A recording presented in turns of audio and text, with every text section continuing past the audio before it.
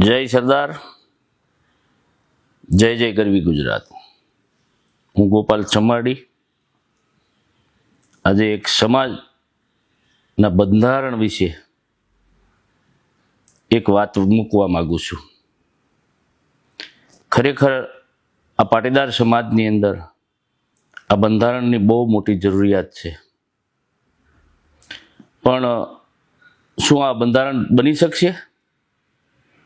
મારે આપને પણ પ્રશ્ન છે, સમાજના આગેવાનોને પણ, કે ખરેખર આ બંધારણ બનાવી અને સમાજને, મધ્યમ અને ગરીબ લોકોનો જો ઉદ્ધાર કરવો હોય તો સમાજના આગેવાનો સૌ પ્રથમ પોતાનો અહમ છોડી અને એક મંચ ઉપર આવે. જો એ બની શકે તો આ બંધારણ શક્ય છે.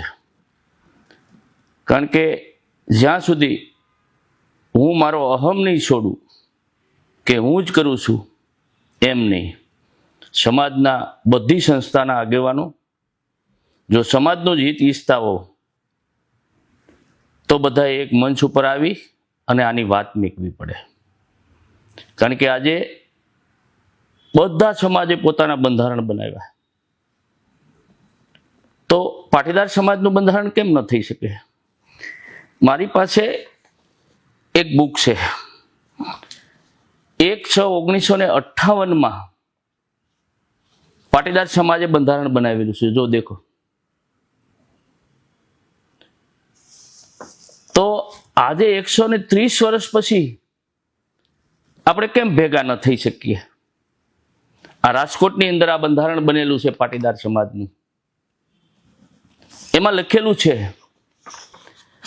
કે પહેલા તો આ સમાજની અંદર પટેલ સમાજોએ જ્ઞાતિમાંથી બટાવવાનું બંધ કરવું જોઈએ. આમાં લખ્યું છે, હલારી, ગોહલવાડિયા, ગુજરાતી, લેવા પટેલ, કડવા પટેલ, આ બધું ભૂલી અને પાટીદાર તરીકે એક મંચ ઉપર આવી અને જો આ બંધારણ બને તો ગુજરાતની અંદર એક નવી દિશા મળશે. કારણ કે આપણા પૂર્વજોએ 1958 બંધારણ કર્યું હતું. એ સમાજના આપણે વંશજો છીએ. આજે કેમ ન કરી શકીએ? આમાં એક એક વ્યક્તિના નામ પણ છે. હું આજે આ બુક આખી મારી ફેસબુક ઉપર મેકવાનો છું, તમે જોઈ લીજો કે આવી વિચારોવાળા આપણા પૂર્વજો અને આજે આપણે એક મંચ ઉપર શા માટે નથી આવી શકતા? આપણે સમાજનું ખરેખર હિત ઈચ્છતા હોઈએ તો એકવાર બધાએ એક મંચ ઉપર આવી કોણ કામ કરે છે એ જોયા વગર બધા સાથે મળી પોતપોતાના વિચારો રજૂ કરવા જોઈએ. સમાજના લોકો પીડાય છે એનું કારણ એક જ છે, એને ક્યાં જવું? પેલી સંસ્થાના આગેવાનો પાસે જવું કે પેલી સંસ્થાના આગેવાનો પાસે જવું? સમાજના એ આગેવાન પાસે જવું કે બીજા આગેવાન પાસે જવું? ત્યારે મારે પાટીદાર સમાજના બધા આગેવાનને બે હાથ જોડી અને વિનંતી પણ કરું છું કે ચાલો, સમય આવી ગયો છે, આપણે બધા સાથે મળી અમે એક છીએ એ બની અને એક મંચ ઉપર આવી અને આ બંધારણની વાત મેકશું, ત્યારે ચોક્કસ આ બંધારણ સક્સેસ જશે. નહીંતર કોઈ એક વ્યક્તિ આ વાટલા નીકળશે એટલે એની આ બંધારણ સક્સેસ નહીં જાય. ત્યારે આપ જોવો છો, હમણાં જ એક બંધારણ બન્યું એક સમાજનું. રાજકીય પણ ભાજપ, કોંગ્રેસ, આપ બધા એક મંચ પર આવીને સમાજનું બંધારણ માટે એક થઈ ગયા. તો આપણે ન થઈ શકીએ? શા માટે? સમાજની અંદર રાજકારણ ન હોવું જોઈએ. રાજકારણ કરવાની બધાને છૂટી છે, જેને જ્યાં અનુકૂળ આવે ત્યારે, પણ જ્યારે સમાજની વાત આવે ત્યારે એક મંચ પર આવવું જોઈએ. તો મારી વાત આ સમાજને આજે આ મીડિયાના માધ્યમથી મૂકું છું કે જો આપ સમાજનું હિત ઈચ્છતા હો તો એક થઈ અને બધા આગેવાનો એક મંચ પર આવો. જ્યાં જરૂર પડે ત્યાં અમે તમારી સાથે છીએ. કોઈ આગેવાન ના પાડતા હશે કે અમે નહીં આવી, એને અમે લાવવાના પ્રયત્ન કરશું. અને એ છતાં ન આવે તો એને ખુલ્લા પાડશું કે આને સમાજની પ્રત્યેની કોઈ પણ વાત મંજૂર નથી. ખાલી એ પોતાનો અહમ માટે એ અલગથી રહે છે. ત્યારે સૌ સાથે મળી ચાલો પાટીદાર સમાજના સર્વે આગેવાનો એક મંચ ઉપર આવી અને આ સમાજનું એવું બંધારણ બનવી કે આજે 130 વર્ષ પહેલા જે લોકોએ આ બંધારણ બનાવ્યું હતું એ લોકોનો જ્યાં આત્મા છે એને એમ થાય કે મારા વંશજો આજે પણ અમારી વાત ઉપર મક્કમ છે અને સમાજ માટે એક મંચ ઉપર આવે એ બહુ મહત્વનું છે. કારણ કે એના આત્માને પણ શાંતિ મળશે કે મારો સમાજ એક મંચ ઉપર છે. તમારે જે કાર્ય કરવા એ કરો, પોતપોતાની રીતે સંસ્થાઓ બનાવો, બહુ મોટી સંસ્થાઓ બનાવો, સમાજ હિતનું જ કામ કરો છો આપ બધા. પણ જ્યારે સમાજના બંધારણની વાત આવે કેવા પીડાય છે લોકો. પાટીદાર સમાજની અંદર આપણે એમ કહીએ છીએ કે મજબૂત બની ગયા છે. હું એ વાતમાં સહમત નથી. પાટીદાર સમાજના લોકો આજે 25,000થી ઓછી કમાણીવાળા લોકો 70થી 80% લોકો છે કે મહિને 25,000 રૂપિયા કમાતા હોય. ત્યારે એને દીકરા દીકરીને વરાવવાની વાત આવે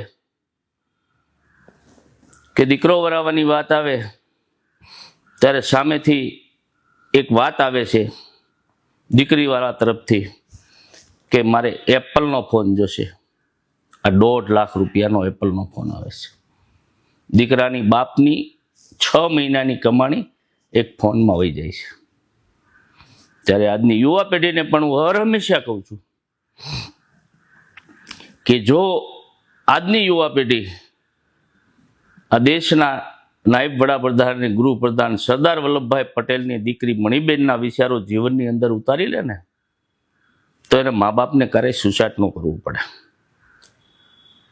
વિચારો તમે કે આ દેશના નાયબ વડાપ્રધાનની દીકરી મણિબેન પોતાની હાડીને જો થીગડા મારેલી પહેરી શકતી હોય તો આજની યુવા પેઢી આપ જોવો છો કે લગ્નોની અંદર આવા ખર્ચા, આટલી પ્રી-વેડિંગ કરવાના, હલ્દી રસમ, મહેંદી રસમ, ફોટોગ્રાફી, આવા મોટા મોટા ખર્ચાઓ કરી અને દીકરા દીકરીઓની વાતને સંતોષવા માટે પોતાના મા બાપ મજબૂર થઈ અને ગમે ત્યાંથી પૈસા લાવી, પોતાની વાલી વસ્તુ ગીરવી મૂકી, વ્યાજે લાવી, બેંકમાંથી લોનું લઈ અને દીકરા દીકરીની વાતને સંતોષવા માટે એ ખર્ચા કરે છે.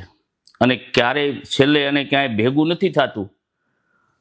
એટલા બોજો માથે થઈ ગયો હોય ત્યારે એનો બાપ સુસાઇડ કરે છે. એટલા માટે હું કહું છું કે ખાલી આજની યુવા પેઢી મણિબેનને જીવનની અંદર ઉતારી લે તો એના મા બાપને ક્યારેય સુસાઇડ નહીં કરવું. પણ જે ઘરની અંદર જે વ્યક્તિ સુસાઇડ કરે છે એ ઘરના અંદર આપણે એમ સમજવી છીએ કે એક જ વ્યક્તિએ સુસાઇડ કર્યું. એના ઘરની અંદર એના સંતાનો, એની પત્ની, એના મા બાપ, એ જેટલા વ્યક્તિ ફેમિલીમાં રહેતા હોય બધાએ સુસાઇડ કર્યું ગણાય છે.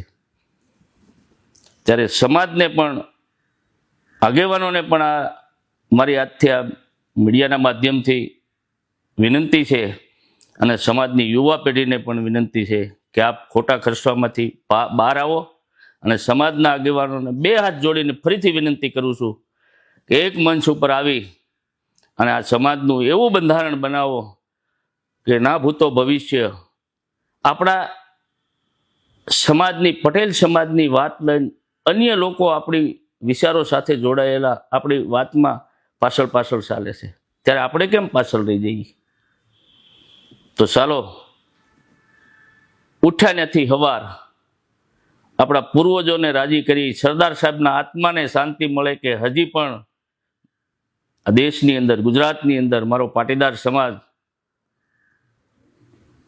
દેશનું ભલું કરવા માટે, સમાજનું ભલું કરવા માટે એક મંચ ઉપર આવ્યો એટલું કંઈ વિરમું છું. જય હિન્દ, જય ભારત, જય સરદાર.